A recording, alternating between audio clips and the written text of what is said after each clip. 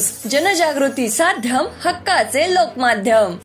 गांधी तीर्थ, निसर्गाच्या सानिध्यात महात्मा गांधींच्या जीवनावरील जगातील पहिले मल्टीमीडिया म्युझियम। आजच भेट द्या गांधी तीर्थ, जैन हिल्स, जळगाव। अधिक माहितीसाठी www.gandhifoundation.net वर विजिट करा। सगळ्यात आधी पहिल्यांदा मंत्री झाल्यानंतर प्रेस कॉन्फरन्स होते आणि त्याच्यात तुम्ही सगळे लोक उपस्थित राहिले, त्याच्याबद्दल आपले सगळ्यांचं स्वागत करते। आज माझ्यासोबत आपले कलेक्टर साहेब, इथे उपस्थित असलेले आपल्या जळगावच्या खासदार स्मिताताई, राजूमामा भोळे, आपले भुसावळचे आमदार संजू भाऊ, सगळे उपस्थित आहे माझ्यासोबत। आणि जसं केंद्र सरकारच्या आदेशाने जे प्रत्येक खासदाराला दर 3 महिन्यांनी दिशाची बैठक घेणं हे अपेक्षित असतं, आज त्याच अनुषंगाने आज स्मिताताई, मी आणि आपले आमदारांच्या उपस्थितीमध्ये, कलेक्टर साहेबांच्या आणि सगळ्या अधिकाऱ्यांच्या उपस्थितीमध्ये आज दिशाची बैठक आज पार पडलेली आहे। जिल्ह्याचे जे काही केंद्र सरकारशी निगडीत जे काही जिल्ह्याचे विषय आहे त्या विषयांचा सगळा आढावा आज बऱ्यापैकी, थोडं मॅरेथॉन मध्ये थोडी फास्ट झाली कारण की वेळेसाठी, पण बऱ्यापैकी आज सविस्तर विषय आज आम्ही इथे घेतले। आणि मला असं वाटतं की नक्कीच कलेक्टर साहेबांकडनं आणि जेवढे आपले जिल्ह्याचे अधिकारी आहेत त्यांच्या माध्यमातून आम्ही जे काही विषय मांडलेले आहे इथे, त्या सगळ्या विषयांची दखल घेतली जाईल की जेणेकरून आपले प्रलंबित जे काही जिल्ह्याचे कामं आहेत ते मार्गी लागतील, अशी अपेक्षा सगळ्या अधिकाऱ्यांकडनं मला आहे। आणि निश्चितच भविष्यामध्ये सुद्धा अजून काही चांगले कामं आपल्या जिल्ह्यासाठी कसे करून घेता येतील त्याच्यासाठी आमचे प्रयत्न राहतीलच। आणि आज आपण बघू शकतो की आज मंत्री म्हणून आज युवा आणि क्रीडा विभाग माझ्याकडे आहे, तर मी ह्या सुद्धा सूचना क्रीडा अधिकाऱ्यांना आणि कलेक्टर साहेबांना दिल्या की आपल्या जळगाव जिल्ह्यामध्ये पण एक चांगली व्यवस्था क्रीडासाठी झाली पाहिजे। मग ते सगळे जे काही आपले स्पोर्ट्स आहे, जे आपले जळगाव जिल्ह्यातले प्लेयर्स चांगल्या पद्धतीने खेळू शकताय, म्हणजे खेळताय, तर त्यांच्यासाठी इथे सगळ्या सोयी सुविधा उपलब्ध झाल्या पाहिजे। निदान आपण नॅशनल आणि स्टेटच्या मॅचेस आपण इथे कंडक्ट करू शकतो, अशा पद्धतीचं इन्फ्रास्ट्रक्चर आपल्याला उभं करायचं आहे। तर आता संधी आपल्याला आहे, तर त्याचा फायदा नक्कीच आपण जळगाव जिल्हा म्हणून आपण घेतलाच पाहिजे। तसं भुसावळला पण आपण करू शकतो, तालुक्यावर छोटे छोटे ज्या काही व्यवस्था आहे त्या करू शकतात की जेणेकरून आपले ग्रामीण भागातल्या आणि खास करून आपल्या जळगाव जिल्ह्यातल्याही प्लेअरला एक संधी मिळू शकते। आताच आपण बघितलं की आपण इथे बऱ्याचशा प्लेयर्स आता इथे स्वागत सुद्धा केलं आणि चांगले विद्यार्थी आपले इथे आहे की जे स्टेट नॅशनल पर्यंत खेळत आहे। पण आता नक्कीच या डिपार्टमेंटची पण आता मी बऱ्यापैकी माहिती घेते आहे आणि खूप चांगला स्कोप आपल्याला बघायला इथे मिळू शकतो। आणि आता जसं पॅरिसमध्ये ऑलिम्पिक चालू आहे, तर त्याच्यामध्ये पण चांगला परफॉर्मन्स आपल्या इंडियाचं आता होतंय। 3 ब्रॉन्झ मेडल आपण आणले, महाराष्ट्रातला सुद्धा मिळालेला आहे तो मान। तर ह्या अनुषंगाने डिपार्टमेंटच्या माध्यमातून काम करायला सुरुवात केलेली आहे। माझ्यासाठी सुद्धा हे सगळं नवीन असल्यामुळे आता हळूहळू काम करायचा प्रयत्न करते। तुमचे काही प्रश्न असतील तर विचारा। प्रामुख्याने मीटिंगचे जे आमचे विषय होते ते केळी पीक विम्याचा विषय महत्वाचा होता, त्याच्यानंतर PM किसान योजनेचा महत्वाचा विषय होता, कारण की जवळपास 70 ते 80 हजार शेतकऱ्यांना अजून या योजनेचा लाभ मिळत नाहीये। त्यास पुण्याच्या अधिकाऱ्यांना पण आम्ही ऑनलाईन जॉईन केलं। जे काही विषय शेतकऱ्यांशी प्रलंबित आहे ते लवकर केले पाहिजे। त्याच्यानंतर महावितरणचा बराचसा विषय होता, इथे आमदारांनी पण त्यांच्या मतदारसंघातले विषय मांडले, इरिगेशनचे महत्वाचे विषय होते। तर सविस्तर या सगळ्या विषयांवर चर्चा झालेली आहे। प्राधान्य सगळ्यांचं हेच आहे की शेतकरी आपल्या जो जिल्ह्यातला आहे याला सगळ्या फॅसिलिटी मिळाल्या पाहिजे, ज्या सरकारच्या आहे, ज्या सरकारच्या माध्यमातून जे शेतकऱ्यांना देणं अपेक्षित आहे, तर त्या व्यवस्थित आपल्या जिल्ह्यामध्ये म्हणजे त्याच्यावर काम होतंय की नाही होत, या सगळ्यावर चर्चा झाली।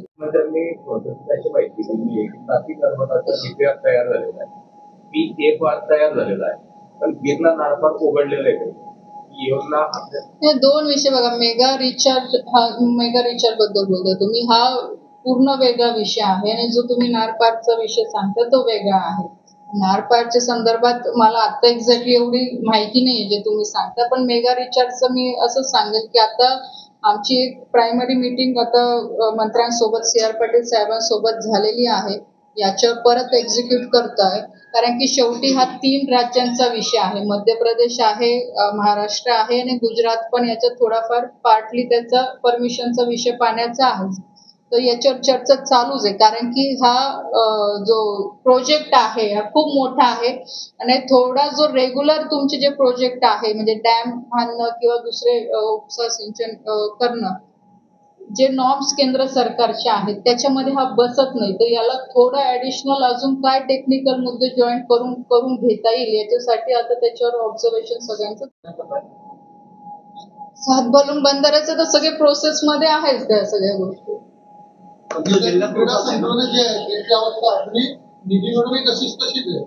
जिल्हा क्रीडा संकुलच्या संदर्भात आता हे बघा, विषय असा आहे की तालुक्याचे जे क्रीडा संकुल आहे शेवटी हे राज्य सरकारच्या माध्यमातून हे संकुल बांधले गेलेले आहे. नक्कीच त्याच्यामध्ये बऱ्याच ठिकाणी दुरुस्ती करायची गरज आहे आणि आजही त्या सूचना मी दिलेल्या आहेत अधिकाऱ्यांना की आपल्या आपल्या तालुक्या लेवलवर बघा तिथे काय करायची गरज आहे, काय व्यवस्था उभ्या करायची गरज आहे, कारण की शेवटी केल्यानंतर त्याला मेंटेनन्स ठेवणं फार गरजेचं आहे. तिथे मेंटेनन्स असणं अपेक्षित आहे. तर स्थानिक पातळीवर काय करून घेता येईल, मग आमदार असतील किंवा आम्ही खासदार म्हणून असू तर आमच्या मदतीने तिथे काय व्यवस्था उभ्या करता येईल त्याच्यासाठी पूर्ण लक्ष देऊ. काही बऱ्याच ठिकाणी ते पूर्णच झालेले नाही आहे, त्या स्थितीतच आहे. काही ठिकाणी तर जागा सुद्धा निश्चित झालेली नाही. हस्तांतरणासाठी थांबला वर्षभरापासून. मी तुम्हाला बघा तेच मी सांगते की जळगावमध्ये आज माझा पहिला दिवस आहे. मी पण आता अधिकाऱ्यांना तेच सांगितले की मला व्यवस्थित महिन्याभरात पूर्ण DPR आपल्या जळगाव जिल्ह्याचं बनवून द्या की कुठे काय काय अडचण आहे, मग त्याच्यावर मला काम करता येईल. कारण की शेवटी आता तुम्हाला सगळ्यांना माहिती आहे की अजून मला पण 2च महिने झालेले आहे या सगळ्या डिपार्टमेंटचा कारभार घेताना.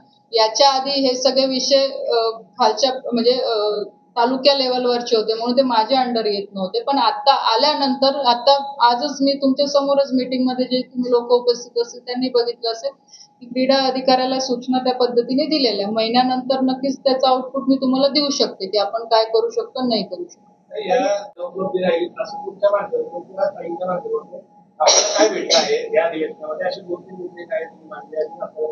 बघा, कोणतंही बजेट जेव्हा केंद्र सरकारचं जाहीर होताना स्पेसिफिक जिल्हा म्हणून कधीच देत नसतात.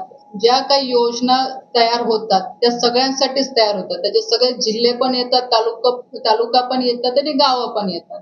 आता या बजेटमध्ये आपण बघितलं असेल की शेतकरी असेल, महिला असेल, कामगार असेल, विद्यार्थी असेल, ह्या सगळ्या विषयांना घेऊन हे बजेट तयार झालेलं आहे की जेणेकरून गाव पातळीपर्यंत केंद्र सरकारच्या या सगळ्या योजना पोहोचल्या पाहिजे. आधीचं पण आपण बघितलं असेल की आता घरकुलचं सुद्धा आम्ही आढावा घेतला. प्रधानमंत्री आवास योजना असेल त्याच्यामध्ये पण आता यावर्षी बऱ्यापैकी बजेट दिलेलं आहे.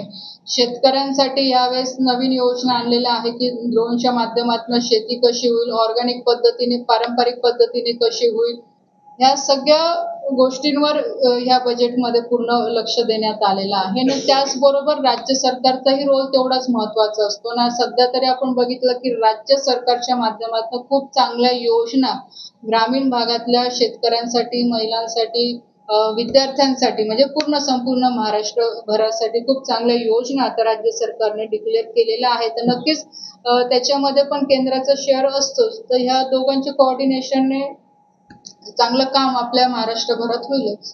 कोरोना काळात संदर्भात बऱ्याच दिवसापासून सध्या आता रावेर आणि सावदा परिसरामध्ये देखील याच विषयासंदर्भात शेतकरी संघटनांचे आरोप प्रत्यारोप सुरू झाले. नाही बघा, या विषयात आधी पण मी सांगितलेलं आहे की कोविडच्या वेळेस ही स्पेशल ट्रेन चालवली होती आणि त्यावेळेस संपूर्ण महाराष्ट्रभरामध्ये सगळ्यात जास्त लाभ आपल्या जळगाव जिल्ह्याने घेतलेला आहे. त्यावेळेसची परिस्थिती आपल्याला सगळ्यांना माहिती आहे की कुठेही काही ट्रान्सपोर्ट सिस्टम सुरू नव्हती, मार्केट पाहिजे तसं सुरू नव्हते. त्याच्यामुळे शेतकऱ्यांचं नुकसान व्हायला नको, कारण की केळी हे पेरिशेबल फ्रुट्स मध्ये येते, तुम्हाला सगळ्यांना माहिती आहे. म्हणून आपण ती सरकारला विनंती करून की आम्हाला सुद्धा जळगाव जिल्ह्याला ही फॅसिलिटी तुम्ही द्यावी. त्याला सबसिडी सुद्धा सरकारने दिली आणि त्या काळामध्ये ते चालवलं. पण आता ते परत तसं चालू होईल तर असं अपेक्षित म्हणजे ते होणार नाही. आम्ही प्रयत्न केले, नक्की सरकारने त्याच्यावर विचार केला, पण शेवटी फायनान्स बऱ्याचशा गोष्टी त्याच्यामध्ये टेक्निकल अडचणीच्या आहेत. पण त्याचा अर्थ असं होत नाही की शेतकरी इथून केळी पाठवू शकत नाही. आजही केळीच्या म्हणजे जे ट्रेन आहे ते आजही सुरू आहे. आता मी आज सुद्धा माहिती घेतली. आता निंबोऱ्यावरनं पण आपण सुरू केलेलं आहे. तिथून 2 ट्रेन जात आहे, रावेरवरनं जात आहे, सावद्यावरनं जात आहे. आणि भविष्यामध्ये जसं मी मागच्या काळामध्ये पण सांगितलं होतं की इथे बनाना क्लस्टर आपण डेव्हलप करणार आहे. त्याची ऑलरेडी आम्ही प्रोसिजर सुद्धा सुरू करून दिलेली आहे. आता येणाऱ्या बजेटमध्ये त्याचं सँक्शन होऊन जाईल. आणि जर ते बनाना क्लस्टर झालं तर बऱ्याचशा फॅसिलिटी आपल्या जळगाव जिल्ह्यामध्ये म्हणजे केळीला घेऊन मग तिथलं इन्फ्रास्ट्रक्चर, कोल्ड स्टोरेज असेल, रॅपिंग सेंटर असेल किंवा सॉइल टेस्टिंग लॅब असेल, इव्हन जे आपण टिश्यू कल्चरचे रोपं बनवतो त्याच्यावर काही रिसर्च करून अजून शेतकऱ्यांना कमी दरामध्ये कसं ते रोप उपलब्ध होऊ शकेल याच्यावर ह्या सगळ्या गोष्टींवर त्या क्लस्टरमध्ये काम केलं जाणार आहे. एक्सपोर्टसाठी की केळी आपण कशी बाहेर पाठवू शकतो याच्यावर सुद्धा काम केलं जाणार आहे. शेतकऱ्यांचे ट्रेनिंग प्रोग्राम सुद्धा त्याच्यामध्ये होणार आहे.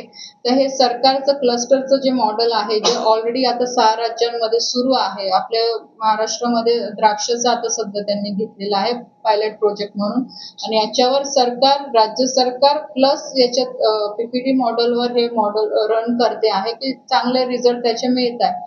आणि जी रेल्वेची आता जी आपण डेपोची जागा बघितली की जो आपला इथून रेल्वे यार्ड जे आपलं सुरू होतं भुसावळचं त्यालाही याच्यामध्ये कसं उपयोगात आणता येईल तर त्याच्यासाठी पण विचार आम्ही नक्कीच करणार आहे. पण बनाना क्लस्टर हे होणार आणि नक्कीच येणाऱ्या या वर्षभरात म्हणजे 2 वर्षात तर याच्यावर काम बऱ्यापैकी पूर्ण होईल. हायवे असतील, रेल्वे असतील या संदर्भात अनेक प्रश्न चर्चेला आहेत. तुम्ही पण बऱ्याच विषयांसंदर्भात संताप व्यक्त केला. अधिकाऱ्यांकडून छोटी माहिती दिली गेली, काही माहिती लपवली गेली, प्रिपरेशन व्यवस्थित नव्हतं. कुठेतरी बरीचशी कामं असतील, प्रश्न असतील तर निधी दिसते या सगळ्या विषयांमध्ये. 2 वर्षापूर्वी केलेले हायवे त्यावर विशेष म्हणजे मंत्र्यांना खोटी माहिती आणि त्यावर अधिकाऱ्यांवर कुठलीच कारवाई होत नाही. सुरुवातीला डांबरीकरण करून खडे घेतले, नंतर आता परत प्युअर ब्लॉक बसून खड्डे त्याची वेळ महामार्गावर आली आहे. अशा पद्धतीने जर ठेकेदार काम करत असतील तर त्यांच्यावर कारवाई का होत नाही आता नियंत्रण देतात. बघा अधिकाऱ्यांची ड्युटी आहेच ही की जे काही आम्ही माहिती मागवतो किंवा जे काही मीटिंगला येऊन त्यांना माहिती देणं अपेक्षित आहे तर दिलीच पाहिजे. पण आज ते नक्कीच बघायला मिळालं की रेल्वेच्या लोकांनाही बरेचशी आज माहिती नव्हती किंवा BSNLचा पण आज इथे इश्यू आम्ही सगळ्यांनी उचलला. तर हे कुठे ना कुठे म्हणजे तो अभाव आम्हाला पण दिसला की अधिकारी यावेळेस प्रिपरेशन करून आलेले नाहीये. पण नक्कीच अशा पद्धतीने त्यांनी जो काही इथे काय म्हणतात आढावा जो काही दिलेला आहे तर त्या संदर्भात कलेक्टर साहेबांना पण आम्ही सांगितलेलं आहे की त्यांना नोटीस वगैरे देऊन पुढे याची सगळ्यांनी म्हणजे सगळे अधिकारी काळजी घेतील या संदर्भात सांगितलेलंच आहे. नॅशनल हायवेचा विषय सांगितला तर आताच आमची सगळ्या आमदारांची पण चर्चा झाली तर नक्कीच त्या म्हणजे जे पवार साहेब आहेत त्या संदर्भात गडकरी साहेबांशी भेट घेऊन मी आणि स्मिताताई त्यांच्यावर काय योग्य कारवाई करता येईल याच्यासाठी प्रयत्न करू किंवा बदलीच म्हणजे माझा तर पहिला प्रेफरन्स राहील की त्यांची बदली होऊन इथं चांगला अधिकारी आला पाहिजे. नॅशनल हायवे संदर्भात सातत्याने तक्रारी होतात. म्हणजे आता काही दिवसांपूर्वी DPDची झाली, स्वतः राजभवनाने विषय मांडलेले होते. तर ते म्हणजे अधिकारी बघा शेवटी काम करत असताना टेक्निकली बाबी सगळे अधिकारीच बघतात. आम्ही तर बघत नाही. आमचं लोकप्रतिनिधींचं काम आहे की कुठे लोकांना काय कामं अपेक्षित आहे ते वेळेवर होत आहे की नाही, कुठे फंड्स कमी पडत असतील तर ते राज्य सरकार किंवा केंद्र सरकारच्या माध्यमातून आणणे. अधिकारी इथे एक्झिक्यूट करत असतो. त्याची जबाबदारी असते की कोणत्याही लोकप्रतिनिधींनी जर एखादी अडचण सांगितली तर त्याने तिथे व्हिजिट करणे, काय झालं नाही झालं, कुठे आमची गरज पडते आहे तर आम्ही बोलणं अपेक्षित आहे तिथे आम्ही बोलायला तयार आहे. पण अधिकारीच आमच्या सोबत कम्युनिकेशन ठेवत नसतील त्याच्यात तर आमची चूक नाही ना. पण आम्ही प्रयत्न काय करू शकतो की मंत्र्यांना विनंती करून हेच सांगू शकतो की बाबा अधिकारी चांगलं काम करत नाही, वेळ देऊनही करत नसेल तर मग इथं दुसरा अधिकारी चांगला आणला पाहिजे जो काम करू म्हणजे प्रॅक्टिकली काम करू शकतो. आणि शेवटी आमचं म्हणजे आम्ही पण जे प्रश्न सांगतोय लोकांचेच सांगतोय ना. केळी फळबागायत मंडळाने एक पत्रकार परिषद घेतली आणि त्यांनी सांगितलं की जे व्याघ्र खाता जे गोडाऊन भरले जात आहे त्याच्यामध्ये ते बंद पाळावे म्हणून रावेरचे काही धनाढ्य शेतकरी जे आहेत ते प्रयत्न करतायत आणि तशा तक्रारी बघा असं काही होणार नाहीये. जिथे जिथे शेतकऱ्यांना वॅगन पाहिजे रावेरला पण आपणच सुरू करून दिलं, कारण शेतकरी काही स्वतः जाऊन तर करू शकत नाही. त्याला शेवटी रेल्वेकडनं परमिशन आणलं, तिथे क्लिअरन्स घेणं हे सगळं आपणच करून दिलेलं आहे. आणि जिथे जिथे गरज वाटते तिथे आपण शेतकऱ्यांना मदत करतोच आहे. आता निंबोऱ्याला त्यांना अपेक्षित होतं की आम्हाला पण इथे वॅगन दिल्या पाहिजे, आपण 2 दिल्या. अजून कोणाला जिल्ह्यात जिथे कुठे वाटत असेल तर आम्ही लोकप्रतिनिधी त्याचा पाठपुरावा करून ते फॅसिलिटी उपलब्ध करूनच देऊ त्यांना. पण आता सध्या जो प्रश्न निर्माण झालेला आहे त्या संदर्भात विरोधक पण तुमच्या बाजूने वातावरण निर्मिती करताय की रक्षा त्यांनी प्रयत्न केले नाहीत, रेल्वे सुरू होणार नाही कसले यस ना वॅगन संदर्भात? अहो वॅगन सुरूच आहे ना, कुठे बंद कुठे वॅगन ऑलरेडी सुरू आहे.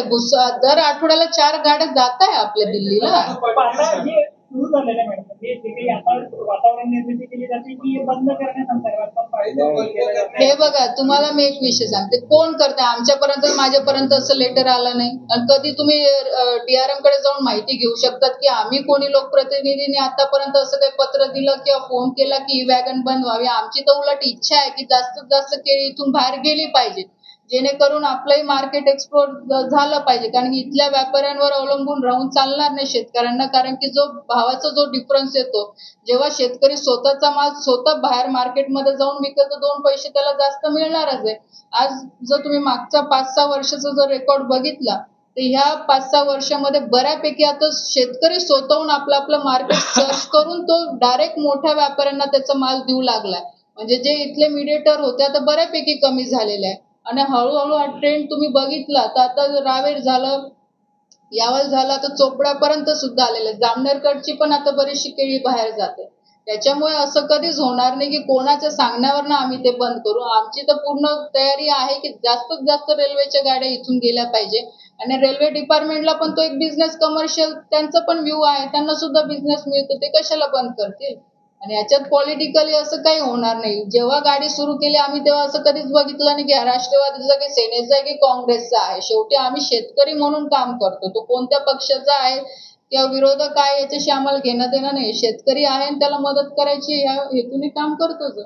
झाली तुम्ही केंद्रीय राज्यमंत्री म्हणून आणि तुमच्याच मीटिंग मध्ये 3 अधिकारी केंद्राचे बेजबाबदारपणे माहिती करू. तुम्ही सांगितलं ना त्यांच्यावर ऍक्शन घेऊच नक्की. आता मी तर तुम्हाला नॅशनल हायवेचं आताच सांगितलं की ऑफकोर्स त्या आम्ही गडकरी साहेबांना भेटून त्या अधिकाऱ्यांबद्दल तक्रार करणारच आहोत. रेल्वे बघा, रेल्वेचं पण मी सांगितलेलं आहे, कलेक्टर साहेब पण बोलतील, DRM साहेबांना माझं सुद्धा पत्र जाईल की इथून पुढे अशा चुका होता कामा नाही. जे अपेक्षित अधिकारी आहेत ते तिथे मीटिंग मध्ये उपस्थित राहिले पाहिजे, जेणेकरून आम्हाला उत्तर व्यवस्थित भेटतील. वंदे भारत ट्रेन जी आहे काय वंदे भारतचं प्रपोजल असं आहे की वंदे भारत याच्या आधी म्हणजे याच्या पूर्वी ज्या काही सुरू झालेल्या आहेत तर भारत सरकारचा हा दृष्टिकोन होता की जे तीर्थक्षेत्र आहेत त्याला अनुषंगाने वंदे भारत आतापर्यंत सुरू झालेलं आहे, कारण की त्याला काही ना काही माध्यम पाहिजे होतं.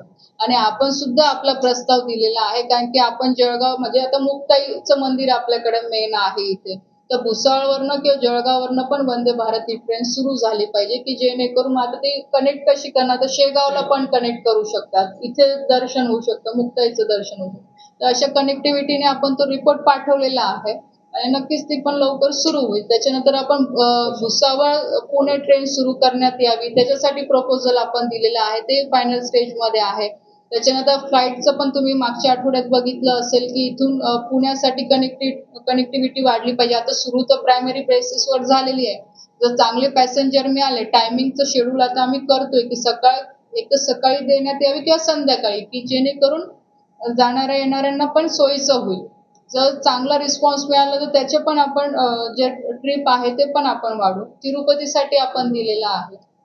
आणि हळूहळू तुम्ही पण मीटिंग मध्ये ऐकलं असेल की एअरपोर्ट जर आपलं व्यवस्थित रुटीन मध्ये येऊन गेलं तर नक्कीच भविष्यामध्ये एअरपोर्टचं पण डेव्हलपमेंट आपण अजून वाढवू शकतो, की जेणेकरून अजून जास्त फ्लाईट इथे येतील, एक चांगलं म्हणजे एक्सपोजर आपल्याला भेटेल. आणि हे एकदा झालं तर माझं गेसिंग आहे की मग इंडस्ट्रीजला पण एक चांगली चालना त्या माध्यमातून मिळू शकते, कारण की कोणती पण इंडस्ट्रीज आणायची असेल तर तो आधी तेच बघतो कनेक्टिव्हिटी काय आहे इथे, रस्ते, हायवे किंवा रेल्वे किंवा एअर कनेक्टिव्हिटीलाच आधी प्राधान्य दिलं जातं.